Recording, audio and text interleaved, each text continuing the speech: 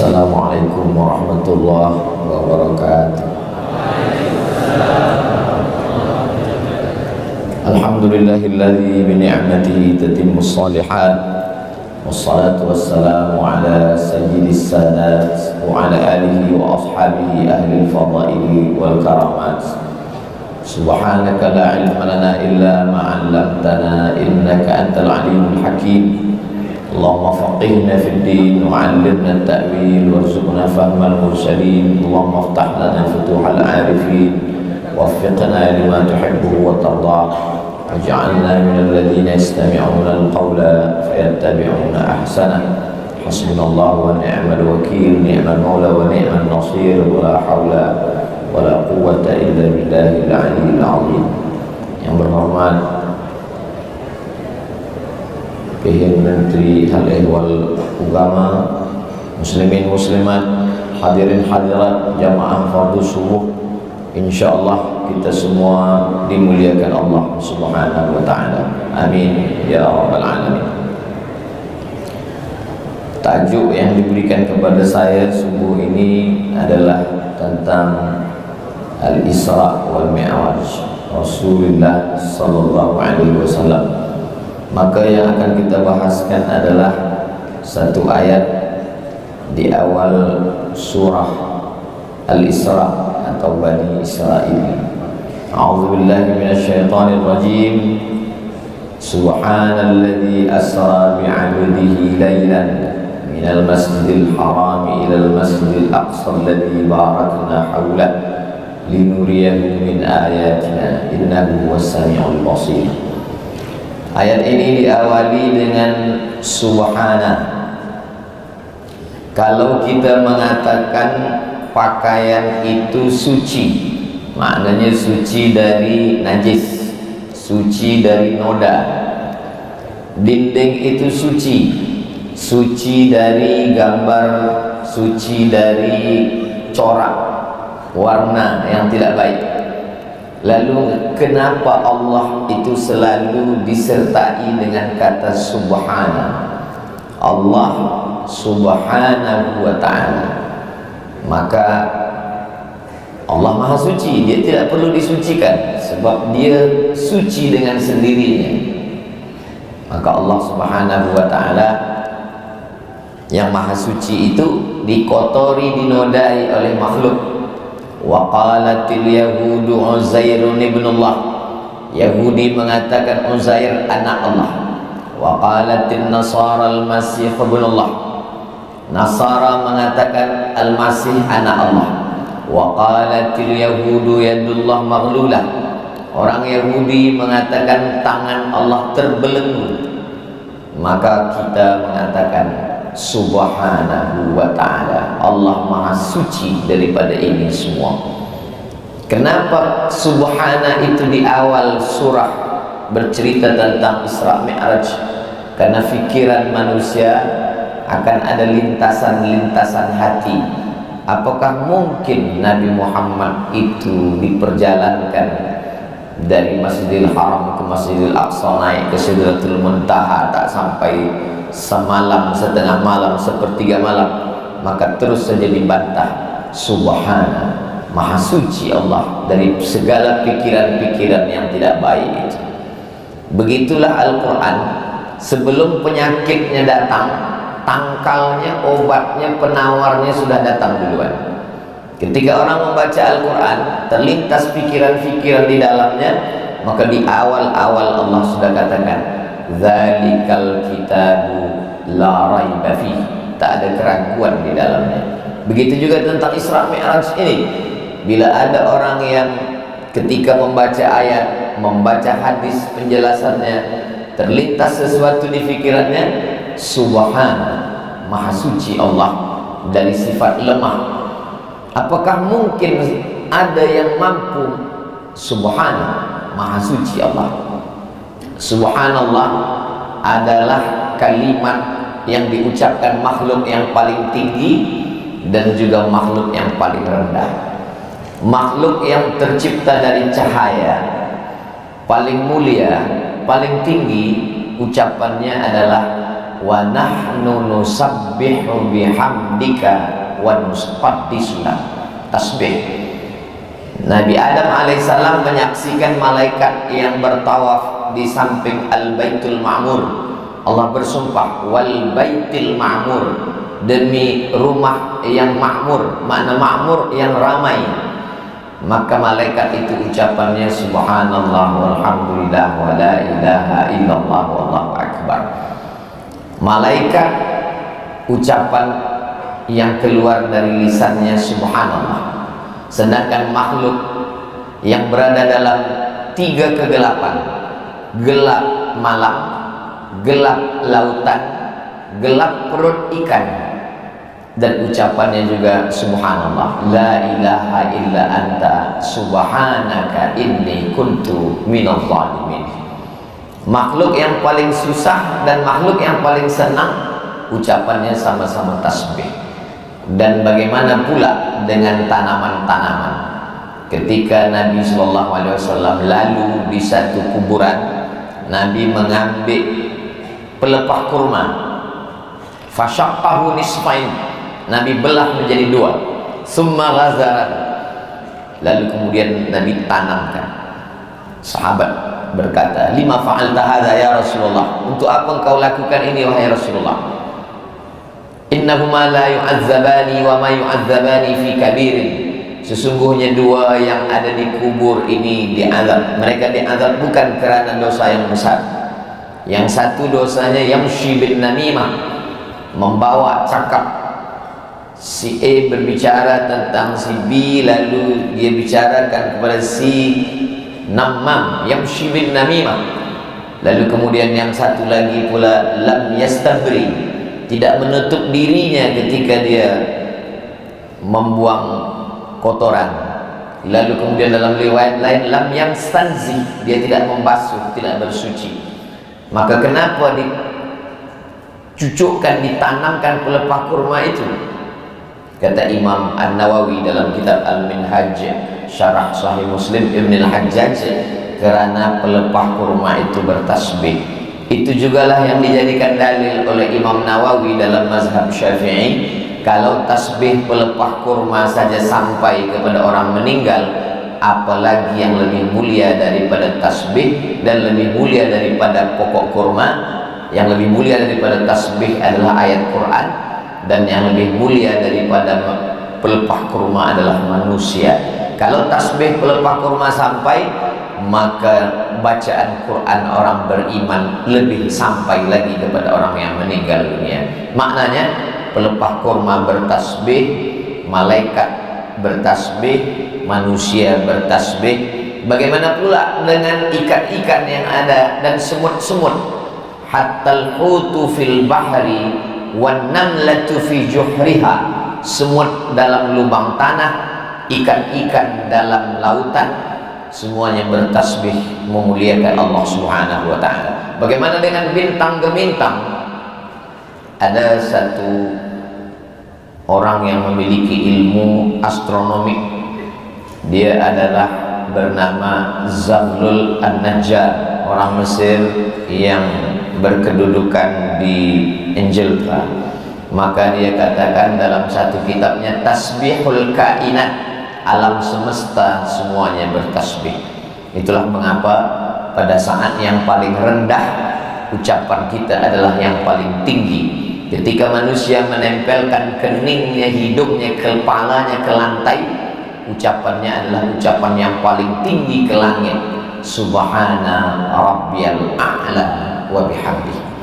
Ucapan orang yang paling rendah ketika menempelkan kepalanya ke tanah, maka ucapannya didengar oleh makhluk yang paling tinggi di langit, malaikat-malaikat.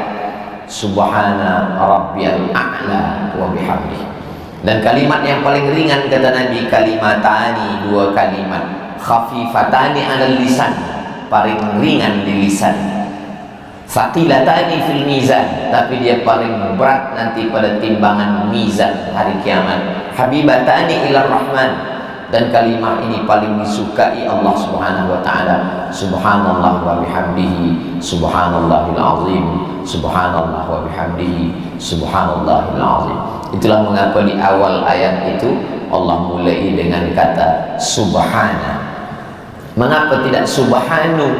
Mengapa tidak subhani? Mengapa subhana? Takdirnya usabbihu subhana, maf'ul mutlaq daripada fi'il yang mahzuf, takdiruhu usabbihu subhana. Walaupun tak disebutkan, maka dia tetap selalu berbunyi subhana. Allahu subhanahu wa ta'ala.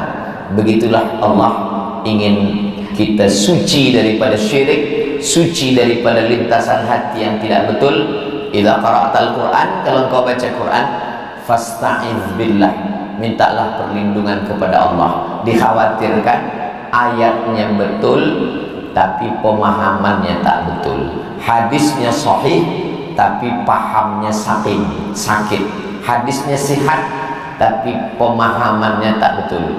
Maka ada tafsir liberal, tafsir sekular, tafsir hawa nafsu. Man qala fil Qur'an bi ra'yi falyatabawwa maq'adahu minan nar. Siapa yang berkata-kata tentang ayat Quran dengan pendapatnya sendiri, dengan akalnya, faqad kadzab, maka dia sudah berdusta, menyiapkan diri kerusi dari tempat yang panas api neraka. Mudah-mudahan kita tidak termasuk orang yang diselewengkan hati dan pikirannya ketika berada di dalam tempat yang baik, membaca ayat yang baik tapi pikiran yang tidak baik. Itulah mengapa kita selalu meminta perlindungan Allah dengan mengatakan subhanahu wa ta'ala. Subhana. Berikutnya, subhanalladzi asra. Abdul Somad berjalan, sara. Abdul Somad berjalan sendiri, sara Abdul Somad. Tapi ayat ini bunyinya tidak sara, tapi ayat ini berbunyi asra. Asra, memperjalankan. Maknanya Nabi Muhammad SAW tidak berjalan sendiri, tapi dia diperjalankan. Siapa yang memperjalankan dia? Allah Subhanahu wa ta'ala. Mereka menyangka Nabi itu berjalan sendiri, padahal dia tidak berjalan sendiri, dia diperjalankan oleh Allah Subhanahu wa ta'ala. Kalau kita berjalan sendiri, tentulah kita lemah, kekuatan hanya milik Allah. Tapi kalau Allah yang memperjalankan, maka tiada yang sulit bagi Allah Subhanahu wa ta'ala.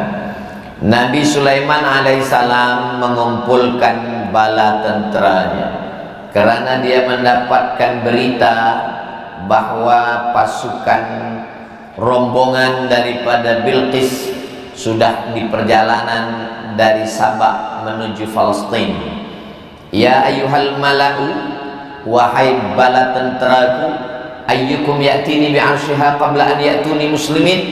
Siapa di antara kamu yang boleh membawa singgasana Bilqis dari Sabah ke Palestina sebelum dia sampai? Wa qala ifritum minal jin, jin ifrit berkata, ana atika bihi, saya mampu, saya sanggup, saya boleh membawa singgasana Bilqis dari Sabah ke Palestina qabla an taquma min maqami, sebelum engkau tegak dari tempat dudukmu. Sebelum tegak engkau dari tempat dudukmu, singgasana Bilqis sudah sampai. Tapi Nabi Sulaiman ingin ada yang lebih cepat lagi daripada itu.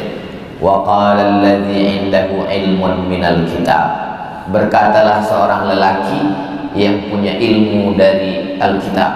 Nama lelaki itu Asif bin Balkhiyah. Lalu dia berkata, ana atika bihi, saya mampu membawa kerusi singgasana Balqis dari Sabah ke Palestina. Kata Nabi Sulaiman, berapa lama? Qabla an yartadda ilaika tarfuk, sebelum mata engkau berkedip, maka dia sudah sampai. Kalaulah Abu Jahal, Abu Lahab boleh membaca dan dia tahu riwayat tentang Nabi Sulaiman, pastilah dia tidak akan mendustakan Isra dan Mi'raj. Kalau Asif bin Balkhiyah boleh memindahkan kerusi dalam kedipan mata, padahal dia makhluk, apatah lagi Allah. Innama amruhu idza arada syai'an ayyaqula lahu kun fayakun. Tapi malangnya mereka adalah makhluk yang tiada boleh membaca. Maka ayat Quran yang turun adalah Iqra, membacalah, membaca tentang masa lampau, kemampuan manusia yang begitu cepat. Hari ini dunia begitu cepat berubah. Al-Faqir Abdus Samad sampai ke Kaherah 5 hari bulan September 1998. Ambil gambar di tepi Sungai Nil, ambil gambar, kirim, print dulu, masukkan ke kertas, dikirim ke kampung halaman. 1 minggu baru sampai, 1 minggu pula balasannya baru sampai. Sempat lupa cerita dulu, baru datang balasan. Tapi hari ini begitu dia ambil gambar, maka pelajar-pelajar penuntut yang ada di Azhar sekarang, dia datang, dia sampai, dia ambil gambar, terus dia kirim. Sebelum mata berkedip, gambar dah sampai. Tak ada yang sulit. Tapi baru hanya setakat gambar, belum lagi manusia mampu untuk memindahkan manusia. Maknanya orang yang zaman sekarang mengatakan hebatnya teknologi, belum ada lagi yang sanggup untuk memindahkan kerusi singgasana dari satu tempat ke tempat yang lain. Hanya baru setakat tulisan, suara dan gambar. Untuk memindahkan benda belum ada lagi yang mampu. Jadi ini adalah tantangan bagi manusia modern. Betulkah kamu hebat? Betulkah kamu sudah sampai kepada puncak peradaban manusia? Ternyata peradaban kita bukan maju tapi mundur. Maknanya sekarang lebih lambat daripada zaman Nabi Ibrahim, daripada zaman Nabi Musa, daripada zaman Nabi Sulaiman, dan apatah lagi dibandingkan pada zaman Nabi Sayyidina Muhammad sallallahu alaihi wasallam. Cahaya kecepatannya 300.000 kilometer dalam 1 detik. Jadi kalau dari Masjidil Haram ke Masjidil Aqsa lebih kurang 1.000, 1.200, 1.500 kilometer, maka tak sampai dalam hitungan second sudah sampai. Begitulah Allah Subhanahu wa taala ingin mengajarkan. Dan ketiga makhluk itu cahaya. Yang pertama burak. Burak diambil dari kata al-barqu di awal surah Al-Baqarah. Yakadul barqu yakhtafu absarahum. Hampir saja cahaya mengambil pandangan mata mereka. Maka kita tak boleh menengok kilat, menengok matahari lama-lama, gelap nampak. Budak kecil tak boleh diambil gambar guna flash, rusak pandangan mata dia. Mata tak boleh menengok cahaya terlalu terang. Barku kilat, cahaya menyambar penglihatan pandangan manusia. Burak. Dulu masa saya kecil, di rumah setengah orang di kampung saya ada dibuat gambar badannya kuda, kepalanya kepala wanita. Rupa-rupanya gambar itu adalah yang dibuat oleh orang untuk mengolok-olok agama Islam. Sekarang sudah tak ada lagi gambar itu. Burak adalah cahaya yang amat sangat cepat. Bagaimana pula dengan yang kedua, Jibril, yang menemani Nabi dalam perjalanan itu. Jibril juga cahaya. Jibril adalah jismun nuraniyun, nur, cahaya. Manusia min tin, dari tanah. Jin min nar, khalaqtani min nar, kau ciptakan aku dari nar. Sedangkan malaikat min nur, tin, nar, nur. Nur cahaya, nar api, tin tanah. Lalu kemudian bagaimana dengan Sayyidina Muhammad sallallahu alaihi wasallam?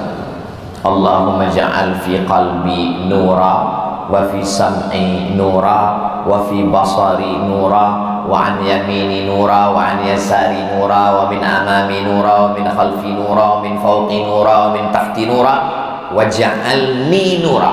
Dalam riwayat lain, waj'al li nura, maka dia adalah cahaya. Tiga-tiganya cahaya. Jibril cahaya, Burak cahaya, Sayyidina Muhammad SAW cahaya.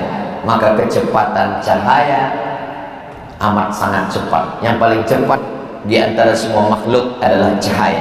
Tapi Abu Jahal, Abu Lahab tidak memahami itu.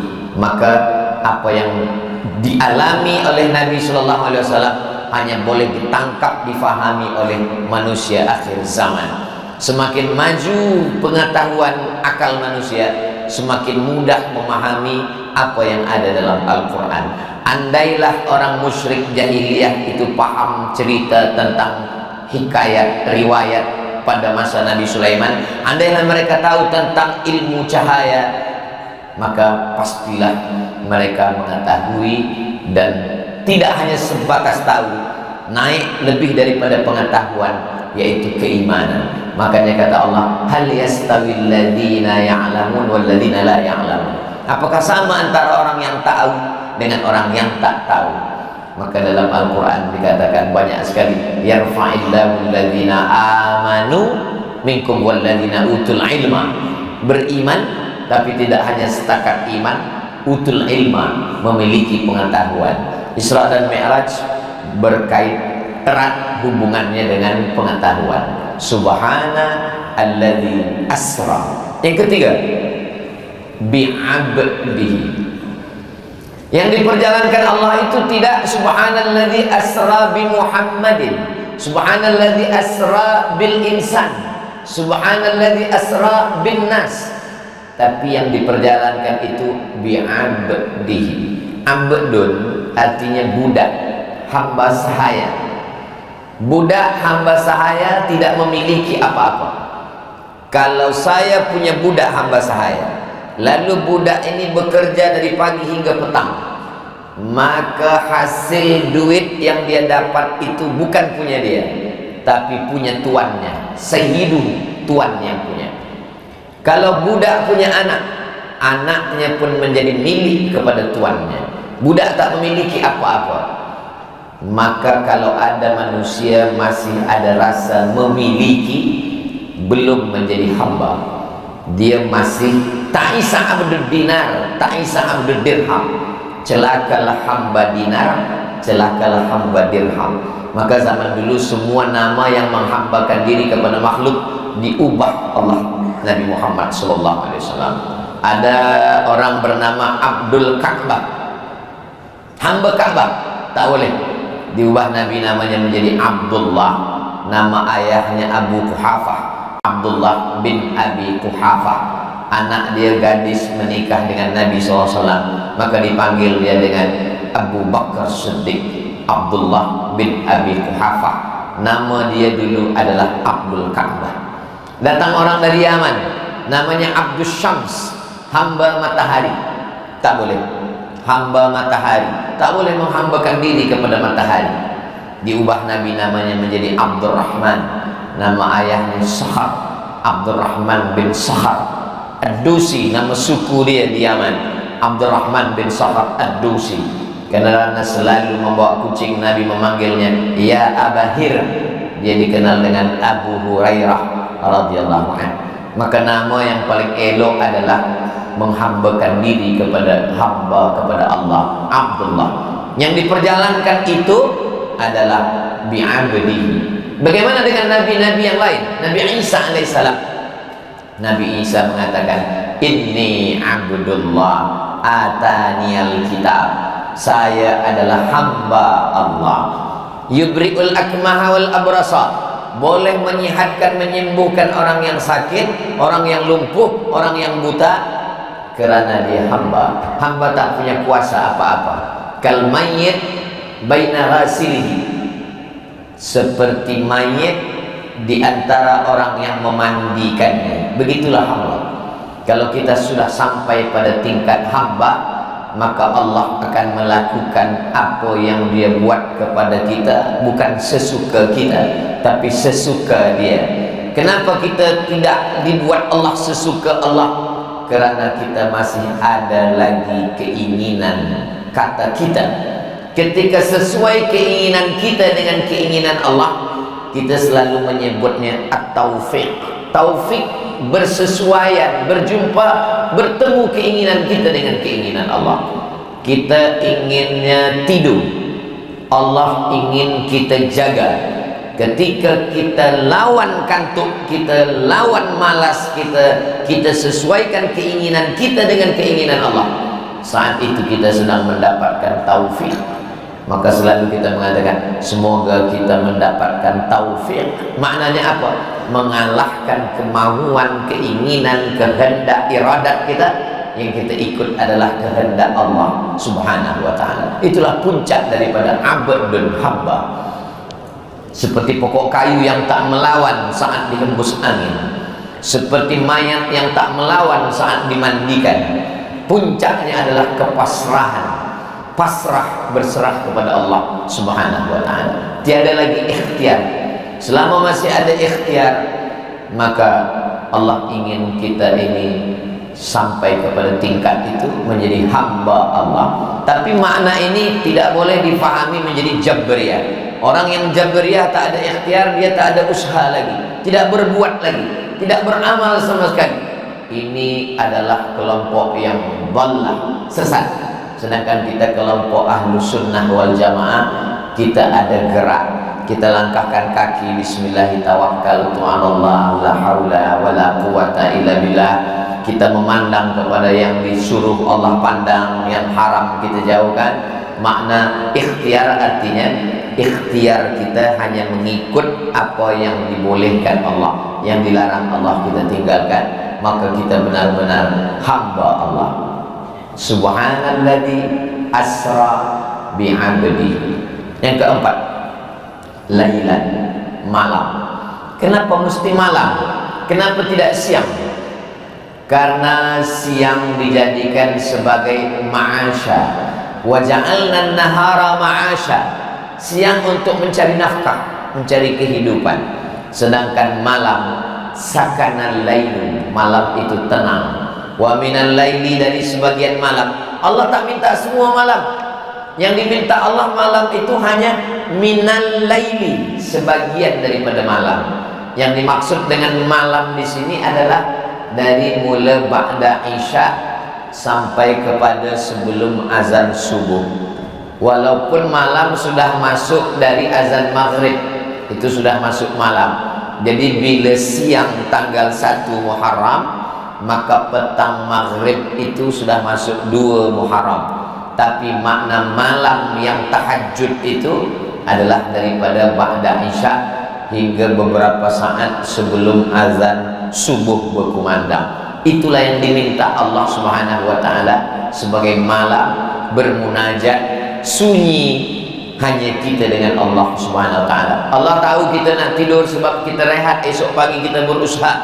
Maka Allah tak minta semua. Wa minal laili, dari sebagian malam, fatahajjad.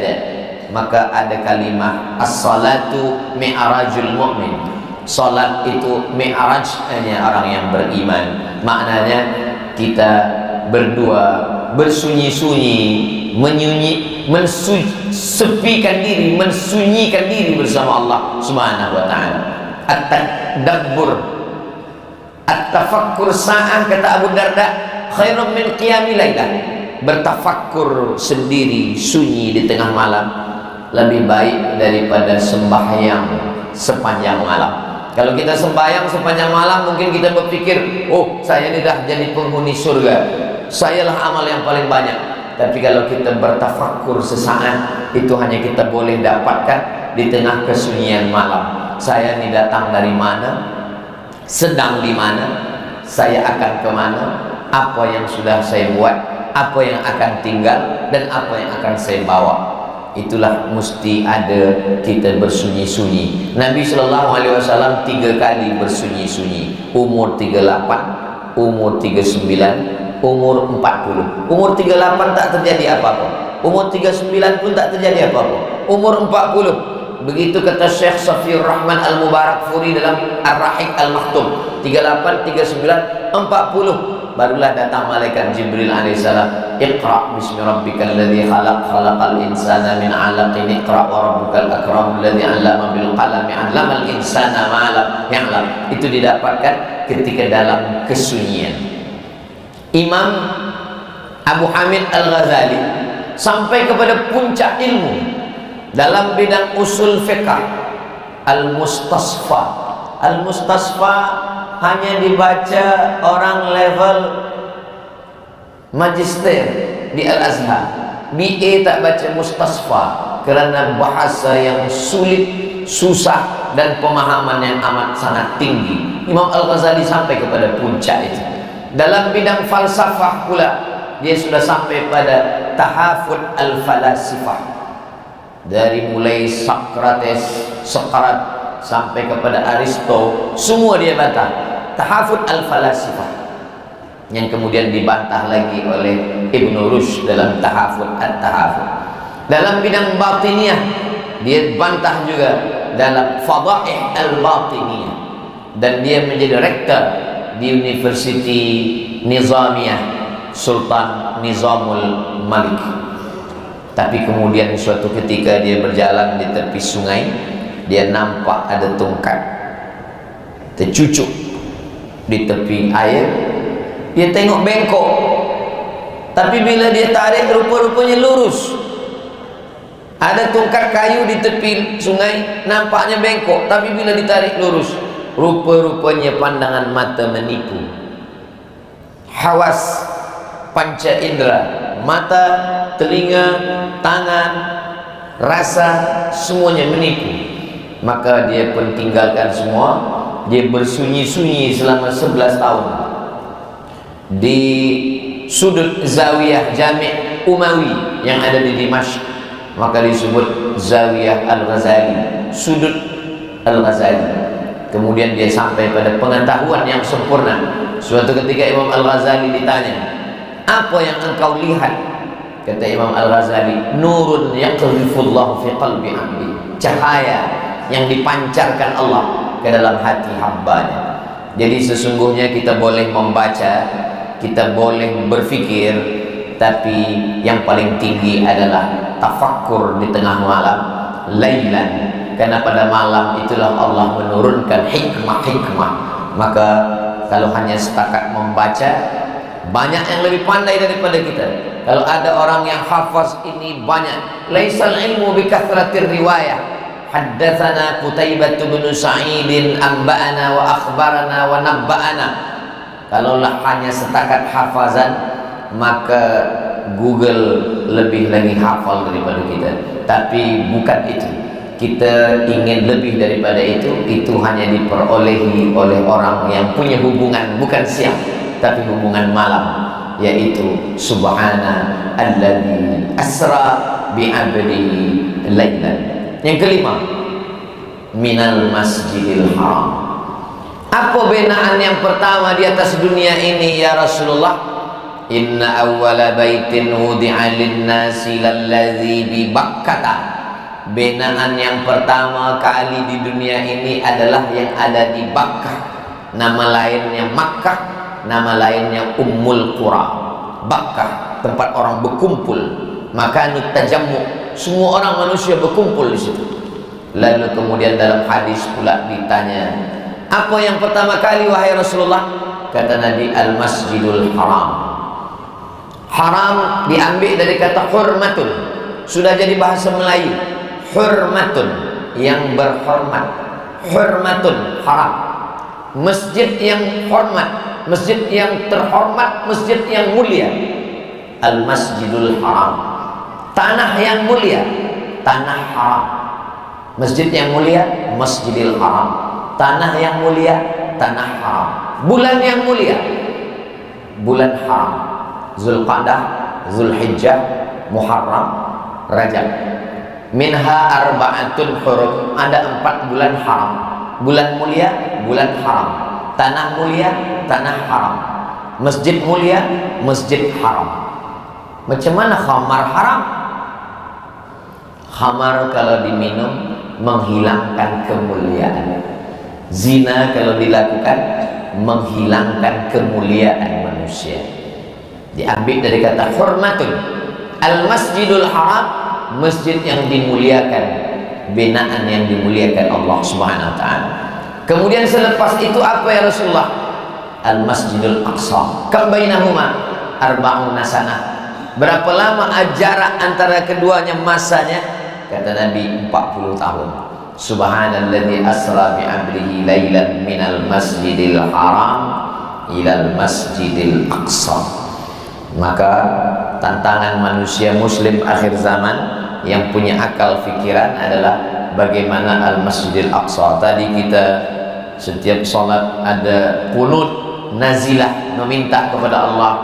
Dari tahun 1946 mereka mengambil Masjidil Aqsa ini kerana mereka meyakini bahwa ada Temple of King Solomon di bawah Masjidil Aqsa, maka ini mesti dihancurkan. Bila Masjidil Aqsa dah hancur, dinaikkanlah Temple King Solomon kata mereka ini, lalu kemudian akan turunlah Mesias, bahasa Arabnya Al-Masih. Masih diambil dari kata masaha, menyapu. Kalau dia sapu orang yang lumpuh, boleh tegak berdiri. Dia sapu orang yang mati, boleh hidup kembali. Dia sapu orang yang kena penyakit kulit supak, boleh sihat kembali. Maka Al-Masih, orang yang menyapu dan orang yang disapu ketika lahir. Tapi Al-Masih ini ada dua. Satu Al-Masih yang original, sedangkan yang mereka tunggu-tunggu ini adalah Al-Masih Ad-Dajjal, Dajjal yang palsu. Kalau ada orang membeli bejana emas, inak, tapi kalau ada bejana ini sebenarnya bukan emas, dia perak, tapi disepuh dengan emas, lalu yang menjual mengatakan ini emas, maka orang Arab mengatakan inak mudajjal, karena Dajjal artinya palsu. Maka kita selalu meminta, Allahumma inni a'udzubika min azabi jahannam wa min azabil qabri wa min fitnatil mahya wal mamat wa min syarri fitnatil masihid dajjal. Mereka menunggu Dajjal itu datang, dan Dajjal yang mereka tunggu itu datang syaratnya mesti 5. Kata Syekh Fargallah, salah satu ulama Al-Azhar, yang pertama, mereka mesti mengembalikan lagi tempat yang mereka nyatakan sebagai, padahal Nabi Sulaiman bari daripada itu, kerana itu dibina selepas Masjidil Haram, bukan ada hubung kait dengan Nabi Sulaiman alaihissalam. Sama dengan Nabi Ibrahim alaihissalam. Nabi Ibrahim dia bukan membina, dia adalah wa idh yarfa'u Ibrahimul qawa'ida minal baiti wa Ismail. Binaan itu sudah ada, tapi datang banjir bandang pada zaman Nabi Nuh, runtuh semuanya. Datanglah Nabi Ibrahim mengangkat binaan itu kembali. Begitu juga dengan Nabi Sulaiman. Nabi Sulaiman tidak membina, binaan itu sudah ada sebelumnya, lalu kemudian dia betulkan kembali, dia renov kembali. Mereka tidak mengatakan begitu, mereka katakan Nabi Sulaiman, karena yang mereka katakan ini adalah asatirul awwalin, dongeng-dongeng, mitologi. Lalu kemudian semakin banyak anak-anak yang mati, darahnya berserakan, itu untuk mengundang turunnya Mesias. Mereka sebut Mesias, kita menyebut Dajjal. Lalu kemudian mereka tanam tanaman yang hijau yang begitu banyak. Semakin banyak tanaman ini, semakin cepat dia turun ke bawah. Dan tanaman itu adalah semua pokok kayu, batu-batu akan berkata, ya Abdullah, wahai hamba Allah, hadza Yahudi khalfi, ini di belakang saya ada seorang Yahudi, uqtulhu, bunuh dia. Ada satu pokok yang tidak mau. Pokok ini melindungi mereka. Pokok itu adalah syajaratul gharqad, pokok gharqad. Dan pokok gharqad inilah mereka tanam sekarang sebanyak-banyaknya hijau. Sebab apa? Sebab pokok gharqad adalah pokok mereka. 14 abad silam Nabi SAW sudah mengingatkan kita tentang ini, bahwa mereka akan membina kembali Temple of King Solomon, bahwa mereka akan menanam pokok orpat banyak-banyak, bahwa mereka akan membunuh anak-anak, darah merata-rata untuk mengundang turunnya, dan mereka selalu menghantam Babilonia sebab mereka sakit hati dengan Nebukadnezar yang menurut mereka sudah membunuh nenek moyang mereka, mengasingkan, memenjarakan, menyiksa dan membunuh. Maka Babilonia mesti dihancurkan.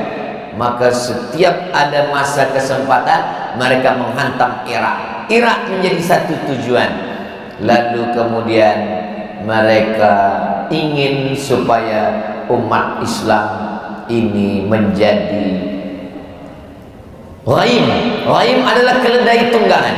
Kalau dia berkuasa, maka umat Islam dan umat-umat selain daripada bangsa mereka akan menjadi ghaim, keledai tunggangan. Allah Subhanahu wa taala menyisakan makhluk ini. Wa ila 'adin akhahum Huda, 'ad binasa. Wa ila Samud akhahum Salihah, Samud binasa. Wa ila Madyan akhahum Syu'aibah, Madyan binasa. Kenapa bangsa ini tetap ada? Menjadi pertanda akhir zaman dan kebenaran Al-Quran. Seandainya bangsa ini musnah, punah, tak ada lagi di atas dunia, orang bertanya, mana yang disebutkan dalam Al-Quran itu, kenapa tak ada? Mereka ada sebagai salah satu mukjizat kebenaran Al-Quran. Inna nahnu nazzalna dzikra wa inna lahu lahafizun. Al-Quran yang datang, yang kami turunkan, yang kami jaga ini menceritakan kebenaran, dan kita menjadi saksi di akhir zaman tentang kebenaran Al-Quran. Maka mana Umar bin Khattab yang dulu pernah membebaskan, mana Salahuddin Al-Ayyubi yang pernah membebaskan, mana Muhammad Al-Fatih yang pernah membebaskan, menjadi tantangan bagi belia-belia pemuda-pemuda di akhir zaman. Subhana alladzi asra bi'abdihi lailan minal masjidil haram ilal masjidil aqsa. Yang keempat, yang ketujuh, alladzi barakna haulah. Baraka artinya unta yang turun. Saya ada tanah, tuan ada tanah, puan ada tanah. Tanah kita ini ukurannya sama besar dan berdekat-dekatan, tapi di tanah saya turun unta. Orang Arab mengatakan barakal ibilu. Baraka yang beruku artinya turun. Kalau ada unta turun ke tanah saya lah yang berkah, barakah. Saya dapat tunggangan unta, saya dapat bulu unta, saya dapat susu unta, saya dapat hewan unta, dan bila saya sembelih saya dapat daging unta. Maka tanah saya lebih daripada tanah yang lain. Barakah juga dimaknai dari kata birkah. Birkah artinya kulang. Ada tanah, tapi tanah saya ada kulangnya. Tanah saya berkah. Kenapa? Karena bila turun hujan, tanah yang lain hilang, tapi tanah saya menampung air hujan, ada lumut, ada ikan, ada tanaman, maka tanah saya berkah. Tanah ini berkah. Barakna haula. Dan yang kita mintakan dalam hidup ini berkah. Rezeki, barakallahu laka fima a'taita. Anak, barakallahu laka fil mauhub wa syakartal wahid wa ruzikta birrahu wa balagha asyuddahu. Nikah, barakallahu lakuma wa baraka alaikuma wa jama'a bainakuma fi khair. Makanan, Allahumma barik lana fima razaqtana wa qina adzabannar. Kalau berjumpa, assalamualaikum warahmatullahi wabarakatuh. Kalau kita beriman dan bertakwa, walau anna ahlal qura amanu wattaqau la fatahna alaihim barakatin barakah. Maka selalu orang minta, doakan supaya berkah, doakan supaya barakah. Barakah maknanya ziyadatul khair, kebaikan yang bertambah-tambah. Ada rumah, kata arsitek, rumah ini bertahan 100 tahun, tapi rumah ini 120 tahun, maka yang 20 tahun ini disebut dengan barakah. Ada orang sama-sama umur 40, yang ini 40, yang ini 40, tapi yang 40 ini barakah. hafazan Qur'annya, hafazan kitabnya, amal-amal kebaikannya, orang ini disebut dengan barakah. Maka Allah katakan barakah. Wa nunazzilu minal Qur'ani ma huwa shifa. Al-Quran ini kami turunkan sebagai penyembuh, obat penawar. Maka Quran adalah barakah. Begitu juga dengan Baitullah. Inna awwala baiti wudi'a lin-nasi lalladzi bi Bakkata mubarakan. Maka ada barakah. Wa anzalna minas sama'i ma'an mubarakah. Air yang turun dari langit itu barakah. Dan Ka'bah juga barakah. Ketika Ka'bah barakah, turun air dari langit barakah, berjumpa barakah air langit dengan Ka'bah, turun di mizab, berjumpa dua keberkahan, keberkahan air dengan keberkahan Ka'bah. Berlomba-lomba orang ingin mengambil air yang turun daripada mizab Ka'bah. Kenapa? Karena barakah. Imam Ahmad bin Hanbal menyapu mimbar Nabi. Selepas dia sapu, dia cium. Sahabat dia bertanya, kenapa engkau cium tapak tangan engkau? Karena ada barakah, atharus salihin. Disebutkan dalam kitab Mafahim, yajib an tusahha. Khalid bin Walid kehilangan topi kopiah dia, hilang. Kemana kopiah saya? Kemana topi saya? Kata sahabat-sahabat dia, banyak berjual di pasar, kenapa engkau kehilangan? Bukan masalah topi kopiahnya, tapi di dalamnya ada rambut Nabi Muhammad SAW. Barakah kepada rambut. Asma binti Abi Bakar menyimpan kulit kambing yang dijahit tempat air minum. Kenapa? Karena bekas azar daripada minum Nabi Muhammad SAW. Bila anak dia sakit, dia tuangkan air, dia minumkan kepada anaknya untuk mengambil barakah. Mereka berlomba-lomba.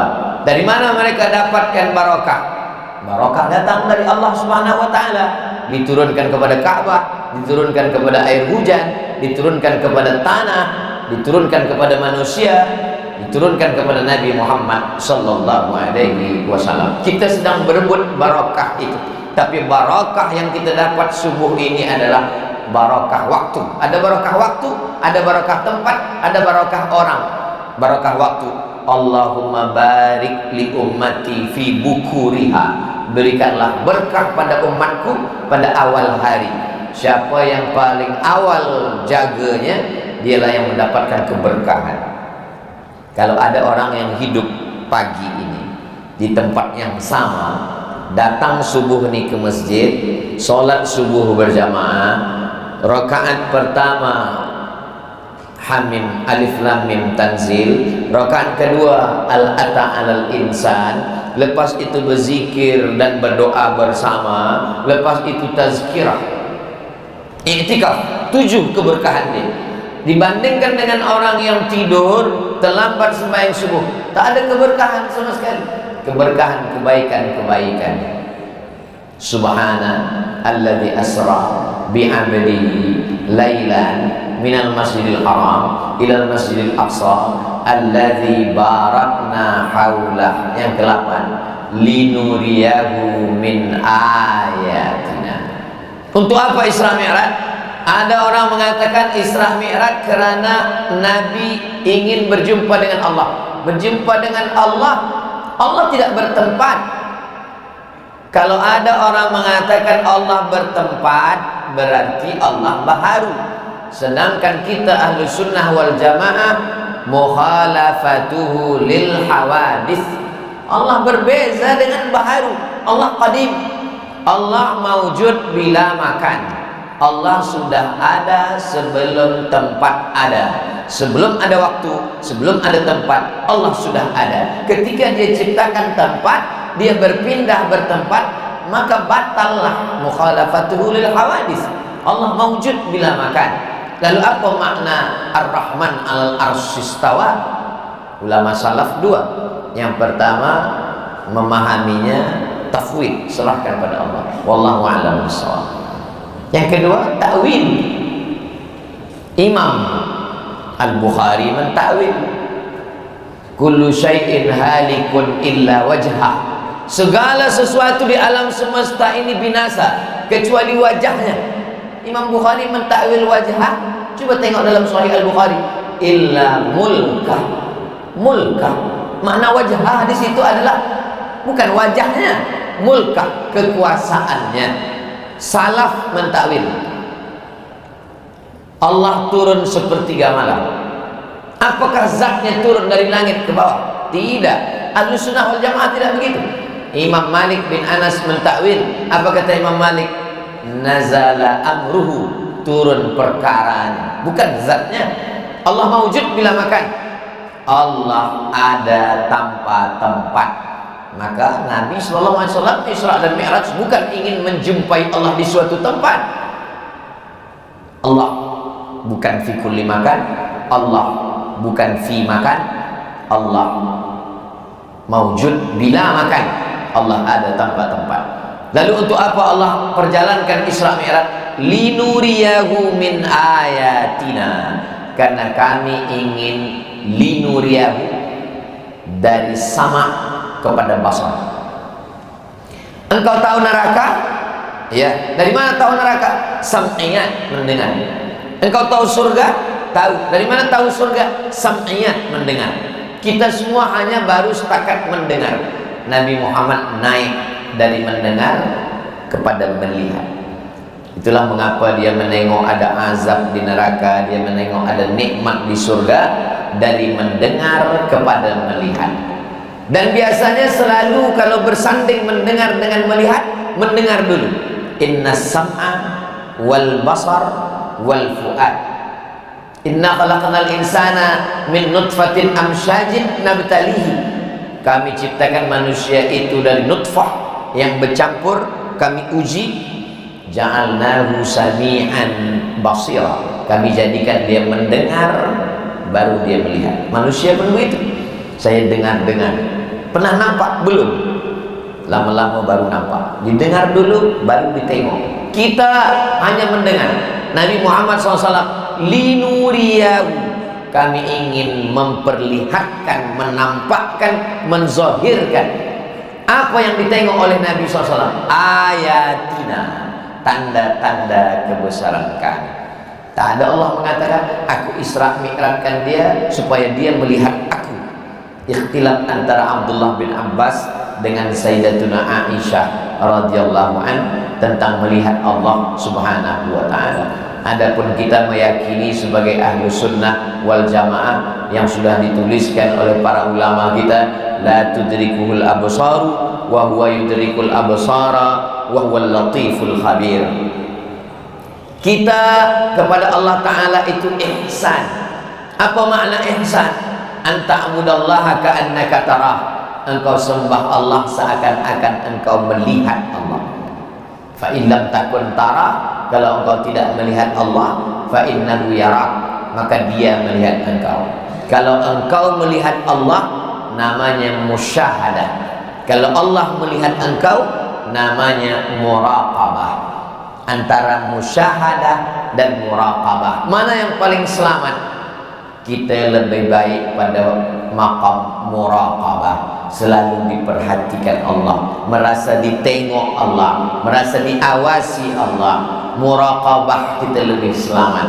Kalau kita musyahadah, belum tentu kita selamat. Andai badan kita selamat, mungkin lisan kita tak selamat, sebab tersalah, terpesong, terjadi syatahat, na'udzubillah. Maka kita minta saja kebaikan-kebaikan, merasa ditengok Allah, takut kepada Allah, bukan menginginkan seperti yang diterima oleh mereka karena maqam mereka lebih tinggi daripada kita.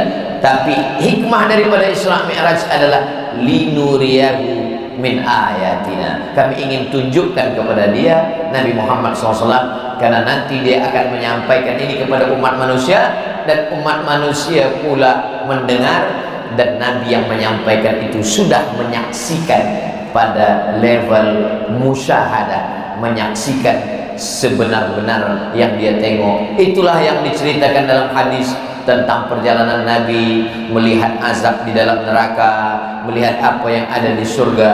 Itu semua adalah bagian daripada linuriyahu min ayatina. Pada akhirnya ditutup dengan yang ke-9, as-sami', Yang ke-10 Al-Basir, Sami'. Kalau kita sudah paham tentang ayat ini, maka berhati-hatilah berkata-kata, kerana Allah itu Sami'. Jangan bercerita tentang sesuatu yang kita tak tahu tentang Isra Mi'raj, kerana Allah Maha Sami', Maha mendengar.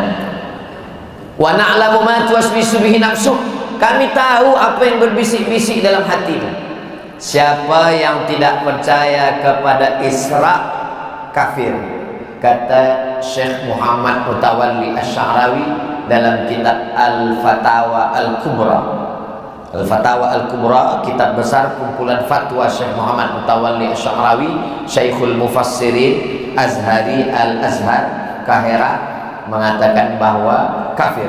Mana dalilnya kafir? Afatu'minuna bi ba'dil kitab wa takfuruna bi ba'd. Apakah engkau percaya kepada sebagian ayat dan engkau ingkar kepada sebagian ayat?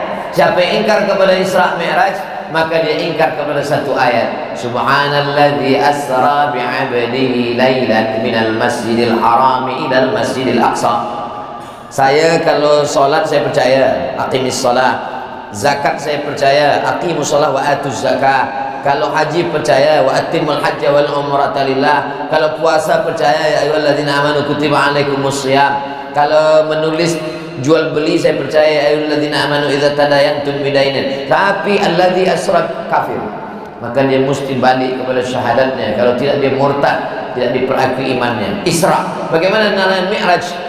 Ra'ahu nazlatan ukhra 'inda sidratil muntaha dalam surat An-Najm. Maka dia pun ingkar juga, kafir juga, na'udzubillah. Sedangkan kita Sami', maka kita berhati-hati.